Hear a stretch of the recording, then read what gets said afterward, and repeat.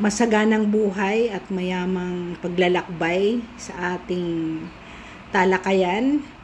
As I promised you, doon sa principles ng chapter 1 to 17 ay gagawa po ako ng dalawang success stories na mga totoong tao na nakilala ko sa buhay ko, na saludo po ako sa kanila. Dahil alam ko sa pakikinig nyo, sasabihin nyo na hindi totoo yan, may mga pera talaga yan, kaya si President Trump talagang mayaman na yan, kaya nag-issue lang ng mga libro yan para umakyat pa ang yaman niya. Gagawa po ako ng dalawang true story na nakakilala ko sa aking paglalakbay. Ang una po, kasi ito po napaka-exemplary talaga. I was able to be close to the family, yung husband and wife ng aking paglalakbay sa aking trabaho. Siya ay taga Samar, pero siya ay sinilang sa Zamboanga. Pero ang parents niya nag-migrate dito sa Lipanto Mine sa Samar noon, late 1970s. Alam niyo naman ang Samar, napaka-depressed na area ng Samar, Region 8, ay nangunguha po daw siya ng bayabas. I think he was on the first grade ng elementary niya para siya ay makakuha ng pera. At that time, maraming nagdadaan na filtrangko. Pag nag-land trip ka noon from Mindanao to Manila and back, yung bahay nila ay nadadaanan ng filtrangko. So, sa kagubatan, nagkukuha siya ng mga kung anong prutas na itinitenda niya at bibigay niya kay nanay niya. Okay? Sa tulong niya na maka-add ng kanilang pagkain at makabili ng mga daily needs nila. Fast forward po tayo. So, alam nyo naman, ang mga bata noon, pag Manila, ang iniisip talaga napaka-progressive ang Manila. So, pagkatapos niya ng high school sa Samar, he left. Napadpad po siya ng southern part. Hindi ko na lang sasabihin kung saan. Basta southern part of Luzon. And then he finished his college there. And then he went to Manila para magtrabaho. Ang natapos po niya ay electrical engineering yata. Now, while he was to take the board exam, wala pa siyang lisensya, nagtrabaho po siya sa isang Quiapo na restaurant at tagahugas po ang trabaho niya. Naiinggit po siya sa mga waiter kasi nga binibigyan ng tip. Ang ginawa niya, sabi niya, naku ma'am, talagang driven ako noon na magkapera ako. So, ang ginawa niya, binibilisan niya yung paghuhugas para siya ay makapag-serve din as waiter. Napagalitan niya kasi gusto nga niya na may tip. So, pinalayas yata siya because of that episode. Kasi hindi siya nagfa-follow ng rules.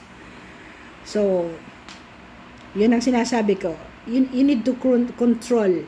Yung control ng drive mo, sabi ng libro na to, control your energy, control your drive to aspire na makakuha ka ng pera. Sa madaling salita po, bumalik siya ng Southern Luzon para exercise na ang kaniyang profession. By the way, ang taong ito may-ari na ng isang hotel sa Southern Palawan. Bukod sa contractor siya ng mga electrical gadgets and pag-i-install. May 3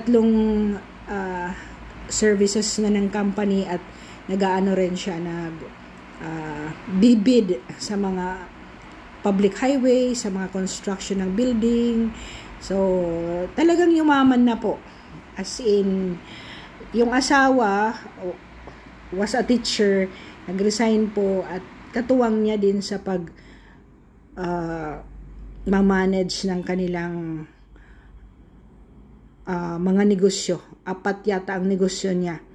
So, manpower, construction ng roads and buildings, mga electrical, refrigeration, 4 pala, at 5 yung hotel services niya. Ang nakikita ko sa kanya ay nandito sa libro na to. Numero 1 talaga, even if magkaiba yung faith nila ng wife niya kasi Muslim ang wife, siya ay Catholic. Napaka God-centered nila. So, hindi po, kagaya ni Elon Musk, hindi po siya nag-iba pero napakagara talaga ng bahay kasi nga engineer. At saka, tinuturuan niya ang kaniyang mga anak. 3 ang anak niya. And the eldest now, who is a civil engineering graduate, ay yun ang nagmamanage sa kaniyang 3 agencies or businesses. Ang 2 ay nag-aaral pa.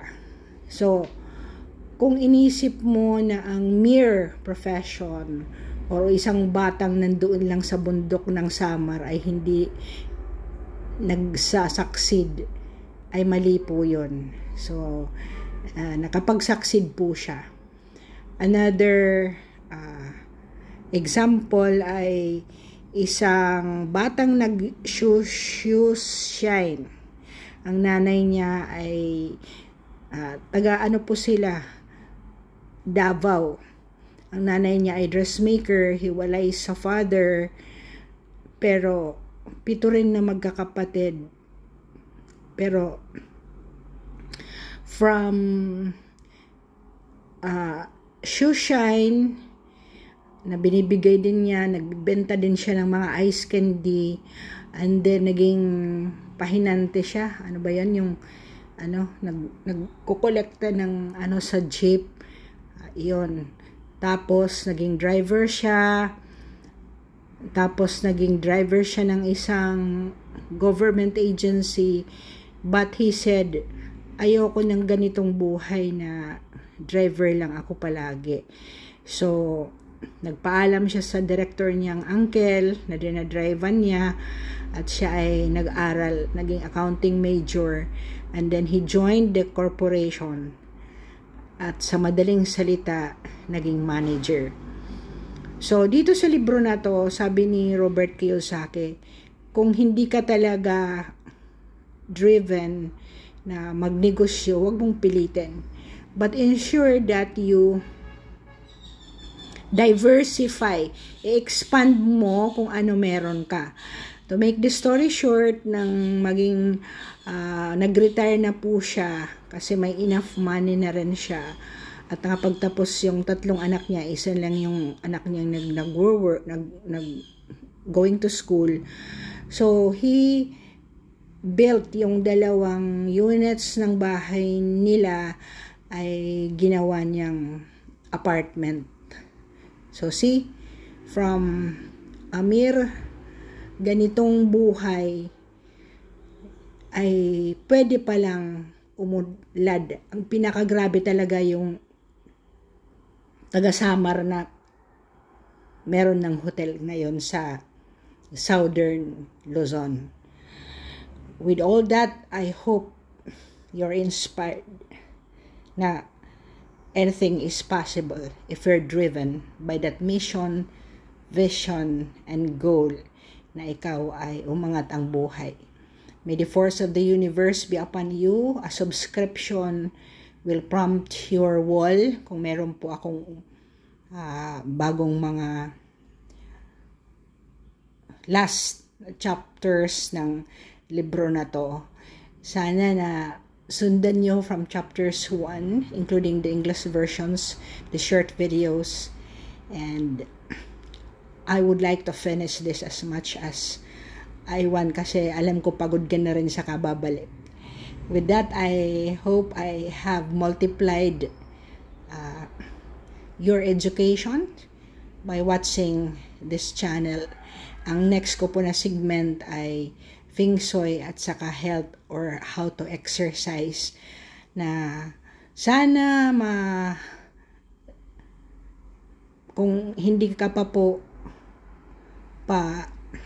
end ng trabaho mo, ay kagaya ko, wala kang sakit. More than 60 na po ako. At I can travel the world dahil naprepara ko po ang aking reinvention. I don't want to be called retired. I am reinvented. And by this, I am reinventing myself, going to the platform to expand my influence to others to better their lives. May the force of the universe be upon you all, listeners, and be abundantly provided. Amen.